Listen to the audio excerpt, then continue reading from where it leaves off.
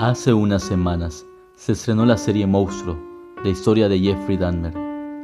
A través del drama y basado en hechos reales, pudimos conocer un poco más sobre la historia de ese asesino serial y su caótica vida llena de soledad y obsesión. La serie nos lleva a pensar qué clase de criminales con algún tipo de trastornos andan sueltos ahí sin que nadie nos pueda controlar. Y lo que me lleva a preguntar si alguna vez existió a alguien con un parecido a lo que sucedió en el caso de Jeffrey Dahmer aquí en México. De hecho, este video se iba a enfocar en una lista de diversos asesinos de México, pero dada la gran cantidad de información, y es que han habido bastantes personajes siniestros, tuve que enfocarme solamente en uno. Elegí particularmente la historia de Jorge Ríos Sánchez, a quien en los 90s llegaron a llamar el asesino serial de la Merced. Y aunque su historia es algo distinta a Jeffrey Dahmer, sus asesinatos, vida y leyenda lo vuelven un personaje igual de frío, misterioso y perturbador. Nos remontamos a 1968. No hay mucho registro sobre la vida o el pasado de Jorge Ríos. Se sabe que nació en un hogar en el que su padre se alejó, dejando a la familia con fuertes problemas económicos y emocionales. Se dice que la madre de Jorge solía despreciarlo y tratarlo mal, al punto de encerrarlo en un internado por varios años. Y es aquí donde aprende a leer, aunque no concluye la primaria, pues su madre regresaría a buscarlo. Esto con el fin de servir como nana de sus dos hermanas. Ahora ya, en una familia liderada por un padrastro. Se le excluía de la vida familiar. Y se dice que la mujer mandaba a su hijo a dormir en el exterior de la casa sobre una tabla. Según esto, para evitar que Ríos le hiciera daño a las niñas en la noche. Esto influiría mucho en su salud mental, pues los problemas de sueño y depresión lo seguirían por el resto de su vida. De igual forma, se notaría en su particular forma de dormir, pues ya de adulto acostumbraba a colocar tablas sobre ropero en las que se acostaba, o lo hacía bajo la cama para así intentar dormir. Cuando crece se muda a la capital del país. Allí quienes lograron conocerlo de forma superficial lo describían como un hombre guapo y bien educado, lo que le permitió a principios de los 90 adquirir un cuarto en un edificio en la colonia Anzures, entre las calles Shakespeare y Víctor Hugo. La rentera, la señora Roselena Carvajal, en aquellas épocas lo conoció como un hombre de buenos modales, apuesto, inteligente y amante del arte. Por lo que el convivio entre ambos se hizo más estrecho, al grado que Jorge le escribía canciones o le hacía cuadros. Incluso le obsequiaba poemas. La mujer nunca imaginó lo que se ocultaba detrás de la mirada de aquel hombre encantador. Incluso un par de veces, Yulena Olaizola, la nieta de la rentera, llegó a coincidir con él y en una ocasión Jorge se ofreció a retratarla. Curiosamente, en 2009, Yulene, ya siendo una cineasta mexicana, gana el Ariel a Mejor Ópera Prima por el documental titulado Intimidades de Shakespeare y Víctor Hugo, en el que habla sobre Jorge Ríos y cómo este hombre marcó la vida de su abuela en varios sentidos. Hablaré del documental un poco más adelante. Todos los sufrimientos del corazón provienen de que amamos para recibir y no para dar, para poseer y no para mejorar, para absorber y no para inmortalizar. Entre 1991 y 1993, en el barrio de la Merced, cerca del Zócalo, se empezaron a registrar asesinatos en diversos hoteles, moteles y alojamientos. La mayoría de las víctimas eran mujeres sexoservidoras de entre 25 y 38 años. Los cadáveres eran encontrados cuidadosamente envueltos en una sábana y debajo de la cama.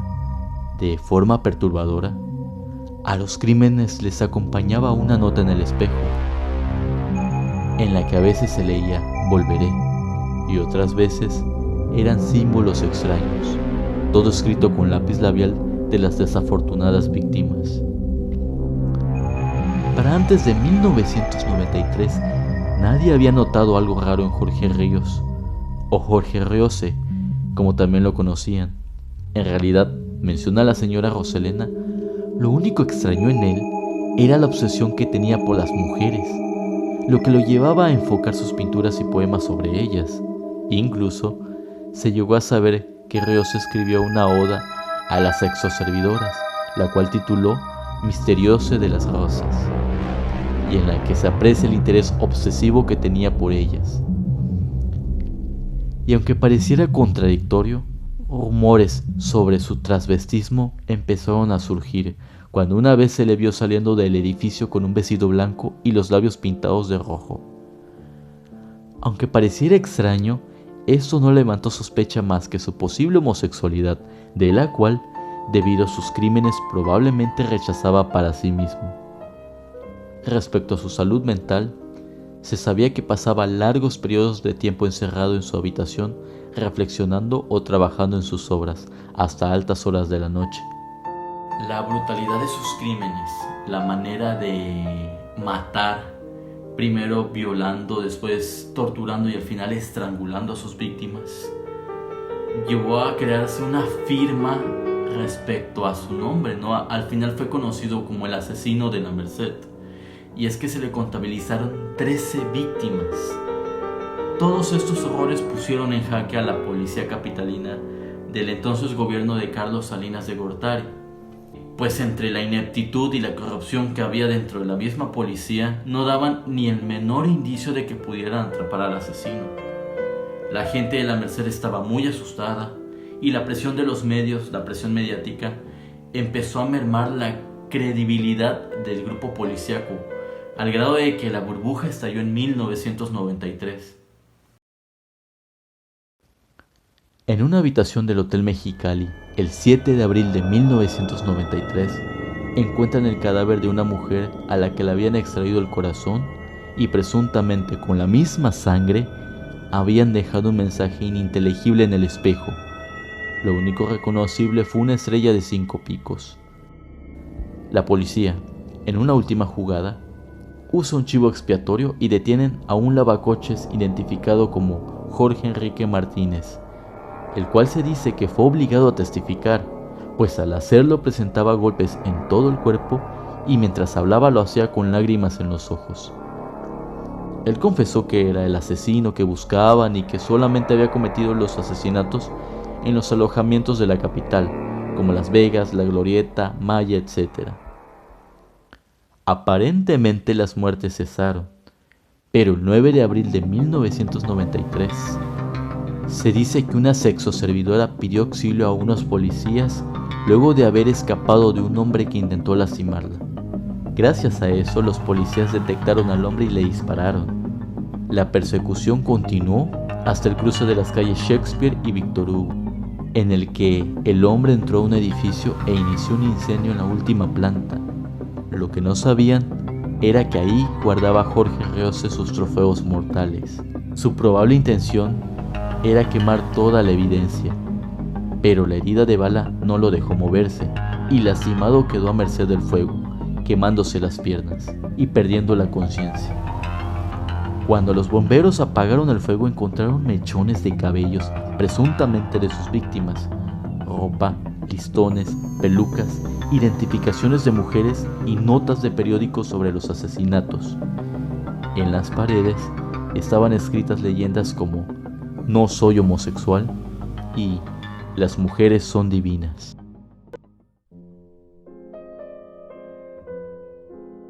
Jorge Ríos Sánchez muere en el hospital. Algunos cuentan que los doctores pensaron en amputar sus piernas para salvarlo, así que se comunicaron con su hermana para conseguir el permiso, la cual, hasta ese momento, no tenía comunicación con él. Muere debido al disparo y a un presunto cachazo en la cabeza. Jorge Riose nunca pudo ser juzgado a través de la ley, por lo que el misterio de su muerte quedó impune, y con la incómoda interrogante de saber si fue realmente él quien perpetró los crímenes. Como siempre, dejo todo esto a tu criterio.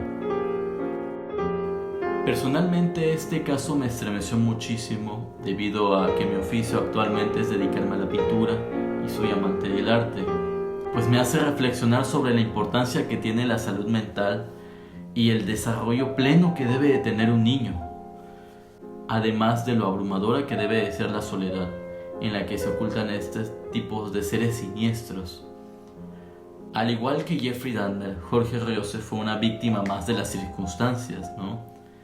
Al no recibir ayuda psicológica, apoyo moral de su familia cuando apenas era un niño.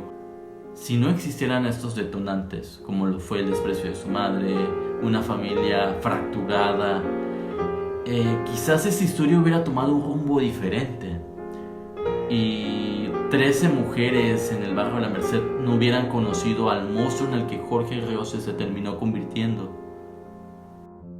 También me parece absurdo la eficiencia que ha tenido la policía en México para atender estos casos. Absurdos que hasta la fecha se siguen presentando y que es consecuencia de muchas vertientes políticas, presupuestales y culturales. Yulene Olaizola muestra en su documental más detalles acerca de este personaje trágico que vivía como huésped en aquella casa. Mediante anécdotas de su abuela, se van describiendo recuerdos que un joven apuesto y talentoso, Jorge Riose, dejó en aquella mujer, quien aún conserva algunos de sus cuadros y dibujos.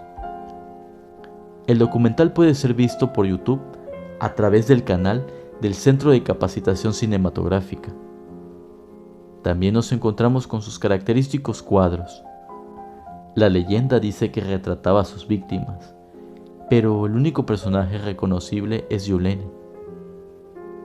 También se dice que sus obras se encaminaban al surrealismo.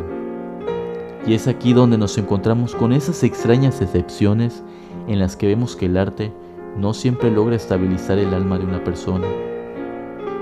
Si te gustó el video, no olvides darle like o me gusta, y si eres nuevo en mi canal, pues suscríbete. Hasta la próxima.